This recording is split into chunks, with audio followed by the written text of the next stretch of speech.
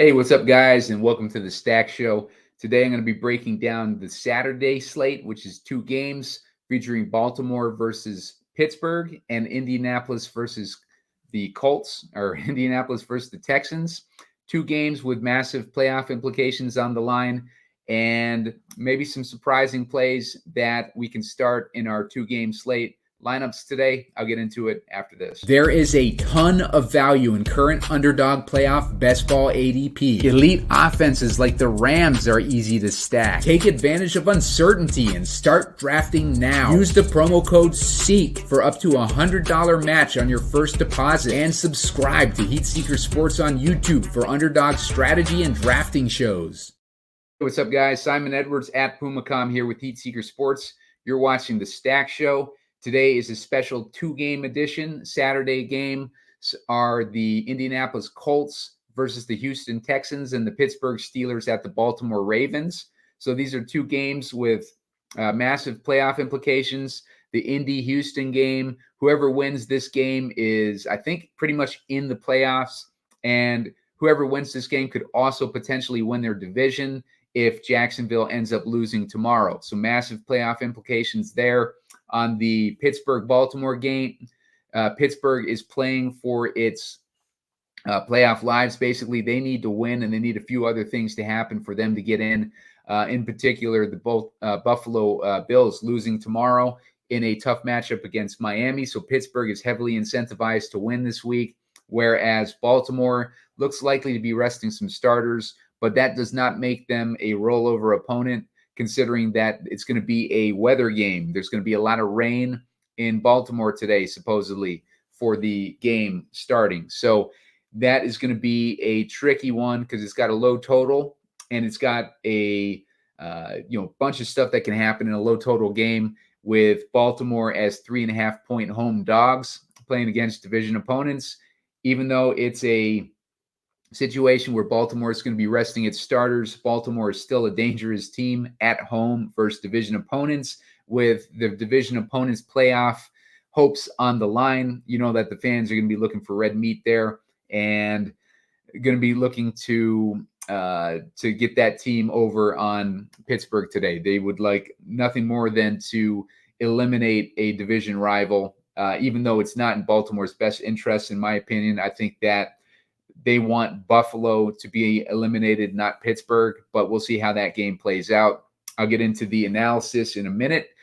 Make sure to hit that like button first, looking for 15 to 20 likes. Don't know if I'll be able to have time to get a short video up, but I would definitely appreciate those likes. I'll try to get a short video up, though, if I hit 20 likes on this one.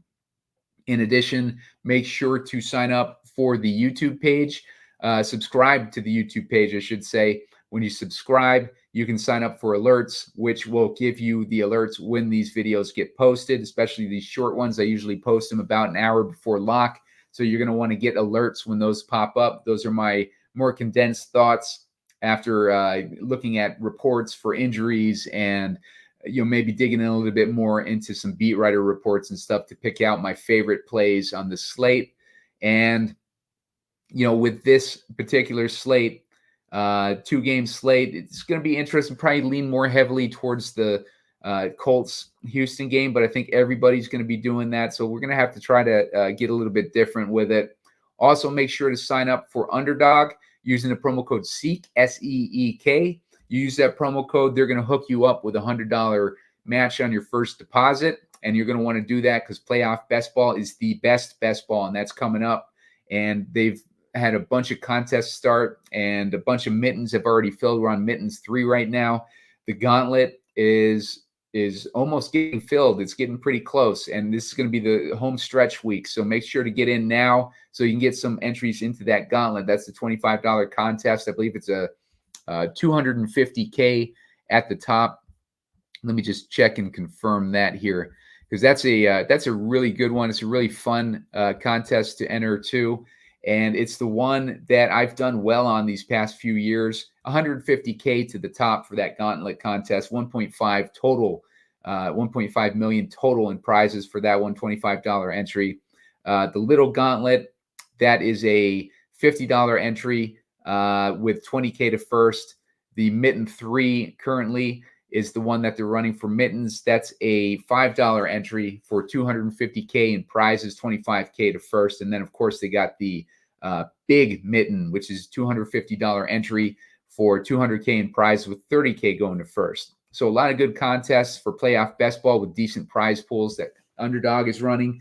You want to sign up using that promo code SEEK, and they'll give you a $100 match on that first deposit. It gives you a bunch of entries into these contests. So moving on to the slate, let us take a look at this current landscape on DraftKings. That's the primary site I target when I'm building these lineups.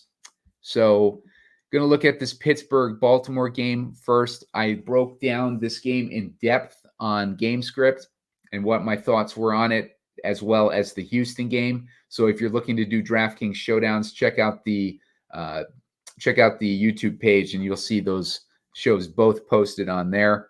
Make sure to watch them quick and leave a like on those as well. Huntley is interesting in this game because Huntley has shown upside in the past. He's got rushing upside. He's going to be the starter tonight for Baltimore. It's going to be a rain game, a lot of rain and weather affecting the outcome of this game. Going to keep it a low-scoring game, but Huntley still has upside with that rushing upside that he's got. So keep him in mind. Relative to the slate, he is a little bit more expensive than Mason Rudolph, but he's still relatively cheap at $5,700. The most expensive guy is C.J. Stroud. Gardner Minshew's after that. I like Huntley over Gardner Minshew, but it's only a $200 difference, so it's not really like a salary savings there. Mason Rudolph, $5,400. He's not much of a not much upside with Mason Rudolph in this matchup, especially with the rain concerns. Huntley is the more athletic quarterback who I would take with the rushing upside over Mason Rudolph. Mason Rudolph basically a scratch, but if you want to get different, Mason Rudolph would probably be pretty low owned on this slate. So keep that in mind. If you want to get different and you want to go with, Mason Rudolph with, the season on the line and everything, then Mason Rudolph would be a very interesting play for this slate. I think Huntley will probably get more ownership. Let's check out the ownership. Let me check out the ownership on them real quick. Looking at Huntley at 11.87% ownership. Mason Rudolph has about 13% ownership that I'm seeing projected. Let me check out these other guys here real quick. CJ Stroud's at 49% and Gardner Minshew is at 24%. So those guys are where the field is leaning. Huntley makes a good pivot if you think that he can have a decent game with his rushing upside in this matchup against Pittsburgh. As far as the rest of the guys on this Pittsburgh slate, not really interested in Mason Rudolph, as I said, but he would be a way to get different. But I like the ownership discount on Huntley even more than I like Mason Rudolph. Huntley has the lowest projected that I'm seeing, so he's the most interested in this Pittsburgh game. As far as the running backs, Gus Edwards should be on the bench. Najee Harris, if you think that Pittsburgh plays with the lead, Harris is going to be very interesting. I think Harris will also have a significant amount of ownership, though. So if you're looking to get a discount at ownership, Harris probably isn't the guy for you necessarily. Although he is relatively low owned compared to the slate. Out of the stud running backs, Najee Harris is going to be the lower owned of the studs. He is only higher than Melvin Gordon, basically. So that is actually pretty good for Najee Harris, especially if you think that Pittsburgh takes this game, because look at Najee Harris recently. His game log, you see he got 27 attempts last week and 19 the week before that. So he's kind of the guy that they have been leaning on lately for the grinded out type of work. Jaylen Warren is more of the guy that they're using in the passing game. Although with Jaylen Warren, he's been getting targets. He's got 4 targets, 6 targets, 6 targets. As far as attempts, 13 attempts, 8 attempts, 10 attempts. He had a touchdown last week, and he ended up with 19.8 DraftKings points. So Pittsburgh running backs are in play together today too, and they are both, pretty much at a discount relative to Jonathan Taylor, who's going to be the most popular running back. Singletary is right underneath Jonathan Taylor. As far as matchup goes, Baltimore's defense is only allowing 19 DraftKings points a game to the running back position, though. So that's where it gets a little bit tricky. The best matchup is for Devin Singletary because Indy is allowing 31.5 DraftKings points a game to the running back position. That can be a little bit deceiving because Grover Stewart was out for a large part of the season, and I think he got suspended for about 6 games. He came back a few weeks ago, and the yards allowed by Indy's running defense goes from 150 without Stewart down to about 110 with Stewart. So not as good a matchup for Taylor as it seems on the surface, but still a good matchup. And, maybe we use that to our advantage if the pricing doesn't work out with Taylor. But keep that in mind with Taylor. The matchup might not be as good as it looks. As far as the Baltimore side, Pittsburgh is allowing 22.9 DraftKings points a game to the running back, which makes Melvin Gordon interesting, who should get a lot of work in a rainy game, and he is cheap at 4,800. So Melvin Gordon is in play in Week 18 versus the Pittsburgh Steelers. So moving on to the wide receiver spot, George Pickens has had a couple big weeks with Mason Rudolph. I don't think this is the week for George Pickens, though, because, the rain and weather concerns that we have in Pittsburgh, pouring rain, it's in Baltimore, not Pittsburgh, but the Steelers are only getting 14.9 DraftKings points a game from those Baltimore wideouts. The Pittsburgh wideouts are only getting 14.9 DraftKings points a game from the Baltimore defense. The Steelers wideouts, Steelers defense are allowing 10.4 DraftKings points a game to wideouts. So that's even worse on the Baltimore side. Baltimore's starters are mainly going to be benched anyways. So it's Rashad Bateman and Nelson Aguilar probably getting the most work. Aguilar would be the most interesting, with Pittsburgh giving up 19.7 DraftKings points a game to the slot, and that is where Aguilar runs 74% of his routes. So Aguilar is interesting in this game, where he should see a decent amount of work. As you can see, even as like a non-starter, he got 4 targets versus San Francisco. He got 2 last week versus Miami. He got 5 versus the Rams. So he gets a decent amount of targets regardless of whether or not he's starting. But I think he should be one of the main wide receivers for Baltimore today. But just keep an eye on the beat reports for that. We don't want to see any indication that he's going to be limited or anything like that. Same with Bateman. But I like Aguilar's matchup better than Bateman. Bateman is running, 15% of his routes from the slot. So not a good matchup for a motivated Pittsburgh defense. I like the Aguilar matchup much better, and especially with the rain too. That's also knocks him down a peg. With the tight end position, tight end, I like Freiermuth this week because Baltimore's giving up 14 DraftKings points a game to the tight end position. Freiermuth has been MIA the entire season. He was not.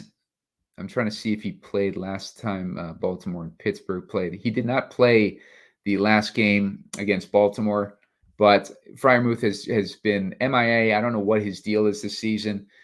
He does have one favorable game with Mason Rudolph a year or two ago, but Freiermuth is going to be in play with the weak spot on Baltimore being versus the tight end, but also with the weather maybe leading to shorter passes. So Freiermuth is a guy I'm interested in tonight.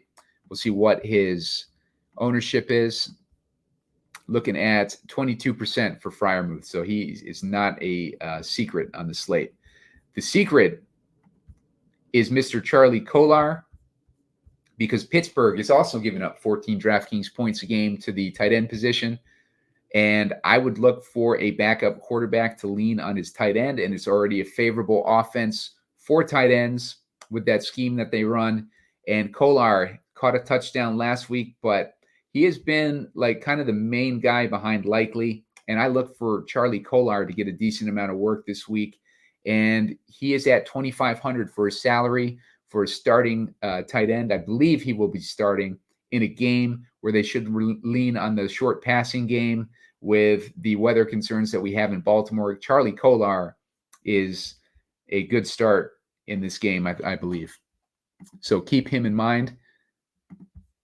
Other than that, not really looking at too much with this game. I think the most interesting parts are going to be the running backs in Harris, Warren, and Gordon. I'm going to be interested in Tyler Huntley. I'm going to be interested in Charlie Kolar as well as Pat Freiermuth. But more I look at it and the ownership comparisons, Kolar is going to be a good play, and the defenses are both in play because this is a sloppy weather game, and we know that the ball can get slippery when it's raining. So that's going to lead to the defenses both being in play this week. If we look now at this Houston-Indy game, this is a game with a lot on the line for both teams. I like C.J. Stroud this week. He plays really well against cover 3. Warren Sharp did a breakdown of the performance of C.J. Stroud versus cover 3, and he does really well. He's among the best in the league against the type of defense that the Colts are running. So C.J. Stroud is heavily in play in this matchup this week. And just to check his ownership, C.J. Stroud, I'm guessing he's going to be the highest owned. He's going to be at 50% ownership. So yes, he is the highest owned projected quarterback this week, but for good reason. And I do like C.J. Stroud regardless of that. Gardner Minshew, also, interesting. Houston's defense has been allowing 22 DraftKings points a game to the quarterback position. So given the discount in ownership between Minshew and Stroud, that makes Minshew pretty interesting. But as far as the running backs are concerned, let's move on to the running backs in this game. Jonathan Taylor is going to have the highest ownership on the slate, probably. But he also has a difficult matchup because Houston's only allowing 18.3 DraftKings points a game to the running back position. They've been really good against running back. And Taylor, he hasn't been lights out this season, honestly. He's had a couple good weeks recently. But, like his highest output is 21 DraftKings points, and he's playing against the best run defense in the league. Taylor might be a fade this week. Taylor might be a fade in this matchup. So don't be so heavy on Taylor, especially if his ownership is as high as I'm seeing it projected at 72%. So there's a lot better options than Jonathan Taylor this week, and he might be a fade. So given the landscape of this slate, and he's also expensive at 7,400. So there's a lot of strikes against Jonathan Taylor and a lot of reasons not to play him this week. Moving on to wide receiver, Michael Pittman did not do too well in his last game versus Baltimore. As you can see, he had nine receptions off 11 targets, only had 16.7 DraftKings points in that game. He only had 58 yards in that game. Actually, I'm seeing, let's see here. No, he had 77 yards. So he had a mediocre game against them, but on 11 targets, he put up 16 DraftKings points. Maybe if he got a touchdown there, it obviously would have made it a bigger game. But let's see. Oh, I'm sorry. That's versus Baltimore. I'm getting my games mixed up. His last game versus Houston, that's the game I was thinking of. Yeah, he had 12 targets. He had 8 receptions, 56 yards, only 13.6 DraftKings points. But again, on that many targets, 1 touchdown would have put him closer to 20. But if we're looking for expensive guys to fade, Michael Pittman might be a guy that we can go away from, especially at 84% ownership. 84% ownership in this matchup. He's going to be facing off against Derek Stingley probably for a large part of this matchup. Pittman versus Stingley in the past, as I mentioned, that 12 targets, 8 receptions, 56 yards, no touchdowns. Last year with Ellinger, he had 5 targets, 3 receptions, 30 yards, and a touchdown. He did have one big game against Stingley. I believe that was Stingley's rookie year. He had 13 targets, 9 receptions, 121 yards, and a touchdown. But Stingley has only allowed 1 touchdown in his career. So I don't know if he's going to be shadowing Pittman. But if he is shadowing Pittman in this game, then that's a reason for us to shy away from Pittman at 7,400 and 7,500 and a huge ownership. So Pittman is not the lock that he might appear. Nico Collins, Pittman's ownership, I see 84%, not 70 something. Nico Collins is 76%. Projected ownership. He's going to be the main target in this matchup.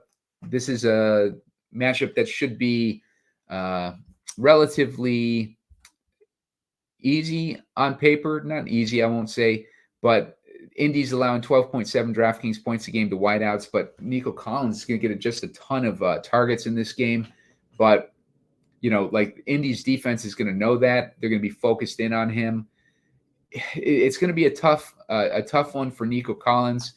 The games where Noah Brown has missed, he's had decent games, but Noah Brown is out in this game, which is going to improve the target and workload of Nico Collins. So keep him in mind, but I don't think he's necessarily a lock either. But he's going to be getting probably the most volume on the slate. Josh Downs is a guy I'm interested in because the Texans are much more generous to the slot receivers. They're giving up 20.9 points a game, DraftKings points a game to the slot. So that sets up Downs to have a decent game. Let's look at Downs' ownership. Yeah, Downs is at 33%, so a massive discount in ownership if you go Josh Downs. So keep that in mind. And the attention is going to be on Pittman. So Josh Downs is in a good spot. Alec Pierce does not get a ton of volume, but when he does, he gets those bombs. He got a 58-yard touchdown was his only target last week against the Raiders. He has had other decent bombs in the past. He had a 55-yard bomb against Tennessee, 22 DraftKings points in that game. But those are the only 2 big weeks that he's had. So Alec Pierce on a 2-game slate is definitely interesting. Not a guy I'm going to be going heavy on. I think Robert Woods is questionable. If Robert Woods is out, that's going to be interesting because that's going to set up. There's a couple guys on Houston that would be interesting. Xavier Hutchinson is one. Last week he got 3 targets, 2 receptions. He's had 3 targets for a few weeks in a row now. So it looks like they're working him in a little bit. In addition to John Mechie. Mechie is a guy that was really hyped going into last year's draft.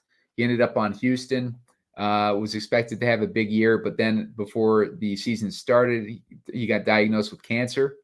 And so he had to be out last year, but he's back this year. And hasn't really had too much opportunity. He had one game where he had 5 targets against the Jets.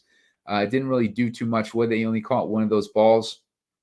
But a guy coming off cancer and missing an entire season, tonight could be the chance that he gets his opportunity with a lot of the attention being focused on Nico Collins.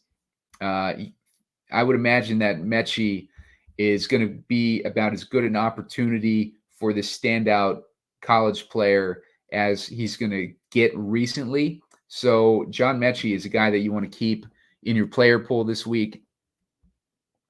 Steven Sims is another guy we want in our player pool. He hasn't done too much, but Steven Sims had some success in the past with Washington, and he's only at 3K. And, he played in week 15. He had 1 target, but keep in mind he might not be active, so keep an eye on inactives this week. That's going to be important for these Texans wide receivers, where I think we can sneak in some value at a discount for a banged up wide receiver core. And keep in mind too, Stroud is a quarterback that does not run a lot, so he's also a quarterback that like puts up big numbers in the passing game. So a banged up wide receiver core where the attention should be on Nico, he's going to have to throw it somewhere. He's not going to be running the ball. So look for these backup wide receiver types to have a decent game and a decent amount of targets against Indy tonight. As far as the defense, I think I would lean more towards the Texans defense than the Colts defense in this matchup, but I think I prefer the other game for defenses a lot more. Let me check and see where the ownership is suggesting. Ownership has Steelers as the highest owned, followed by the Ravens, but there's not much of a discount that you get there. So I would definitely, not much of a discount between Steelers, Ravens, and Texans, and Colts for that matter. Steelers are the highest owned though, so I think I would lean maybe Ravens defense, because that is where they're all at that 17 to 24 range. So Steelers defense being at 34 in the projections that I see. So keep that in mind, and let's move on and build a lineup here. This is going to be a good slate to build a lineup because I'm already seeing a lot of spots where there are assumptions being made that might not come to fruition, especially with Jonathan Taylor. Let's start off with this running back position. I'm going to put in Najee Harris because I like the Steelers, potentially to control this game and be doing a lot of running. I think my other running back, I do like Melvin Gordon. I don't like Jonathan Taylor. I think I like Singletary more than Taylor tonight. Singletary has a 51% ownership, so it's about a 20-something% ownership discount over Jonathan Taylor. But I do think that the running is going to be more heavy in that other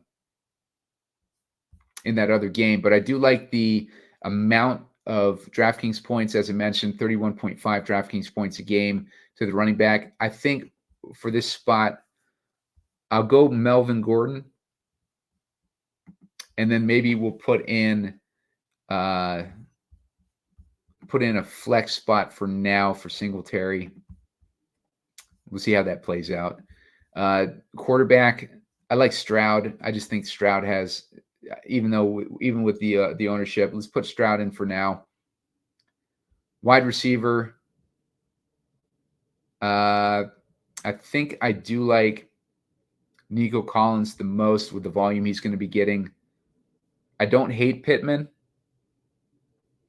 but I like Downs more. So I'm going to put in Downs. Let's get Downs in there. For tight end, let's take that discount with Kolar. That's going to leave us with 11K. Let's get our defense in there. Going to roll with the Steelers. Actually, going to roll with the Ravens. That leaves us with 7,700. So for our final wide receiver, we can get Pittman in there. We could get Pickens. We could get Deontay. Keep in mind they have a rain game. I do expect Deontay to get a decent amount of targets, though, because I think they're going to be doing the short passing game today. We got Pierce as an option. We got Bateman and Aguilar. Those are going to be the sneaky guys on the Baltimore side, but I just don't like the passing game in general for Baltimore, except for Kolar. So, I mean, this is a build right here, like that, we could do stuff with. If you do like Jonathan Taylor, maybe we take out Singletary and we put in Taylor at 7,400. That leaves us with 6,300. Not much worse of a spot. We have options of Pickens, Johnson still, and guys like Alec Pierce and stuff like that. So you can build a really good lineup this week with CJ Stroud. Maybe. Oh, you know what? Maybe we want to swap out Kolar for Schultz, because I do think that Schultz is going to get a good amount of work with Noah Brown being out. That leaves us with two receivers for Stroud. And I think in a game like this, we want 2 receivers with Stroud. Now that I think about it, going to leave us with 4,600 for a last wide receiver. That puts Pierce in play. That puts Bateman and Aguilar in play as those wide receivers on the Baltimore side. So we can do it with putting all these players in and Jonathan Taylor. If we wanted to swap out Taylor and put in Pittman, let's put him in the wide receiver spot. See where it leaves us at flex. 4,500 for flex leaves us with Pierce, Trey Sermon, Funk. Not interested there. Yeah, don't like that as much. I got to be honest. I like the. Oh, you know what? Let's put Singletary. Let's take Pittman out. Let's put Pittman in.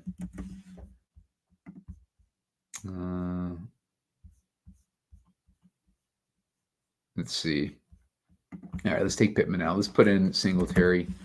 If you wanted to use Singletary in that flex spot, do like a Houston onslaught. Leaves us with 6K. And there we could get in. We'd have options for Pickens again. Jalen Warren. I don't hate doing the. Oh, that's a. We already got our flex filled. Pickens, Deontay. I don't hate Deontay in this spot.